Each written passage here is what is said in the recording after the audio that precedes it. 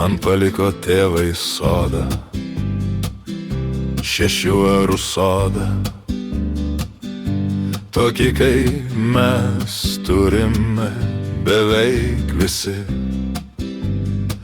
kad auginčiau bulves, ridikėlius ir braškes,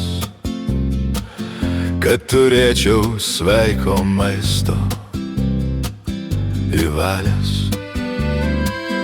kad išmokčiau rauginti agurkus ir kopūstus. Kai pavasaris atėjo, pasodinau 3 bulves, svogūną ir krapus, o visur kitur pievos žolite užsėjau, tik sėklas aš olandiškas pirkau. Kai pradėjo viskas dygti, nuotaika gerėjo, nes jaučiausi tikras miesto ūkininkas širdį. Bet kur žolė turėjo dygti, man kažkokie keisti augalai sudygo. Paklausiau kaimyno, kas čia per dobilai, gal kmynai kažkokie, o jis žvengė iš manęs: oi, bus linksmas tas ruduo.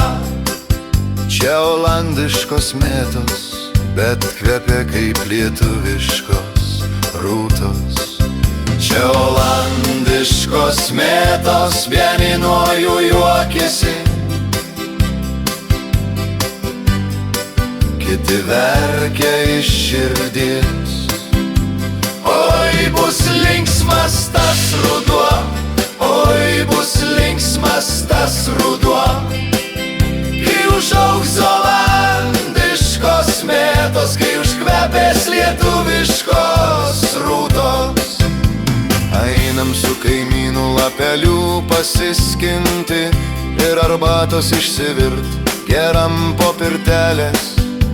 Gyvenimas gražus ir spalvas įgauna, kai išgėrėm tos arbatos. Kaimynas juokėsi iki ašarų: jei parodysi man pirštą, aš pradėsiu kvatoti. Džointas jau burnoj, žiebtuvėlis dega, traukiam dūmą 1, 2.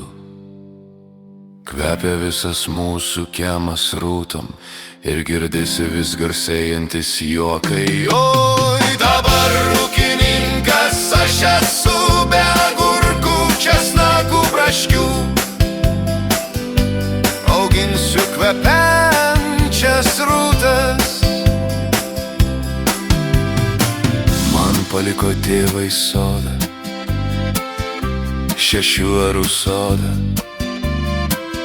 kad auginčiau bulves, ridikėlius ir braškes, o aš rūtų kvapą pamilau. Dabar jau ūkininkas esu, be agurkų, česnakų, braškių. Auginsiu kvepinčias rūtas.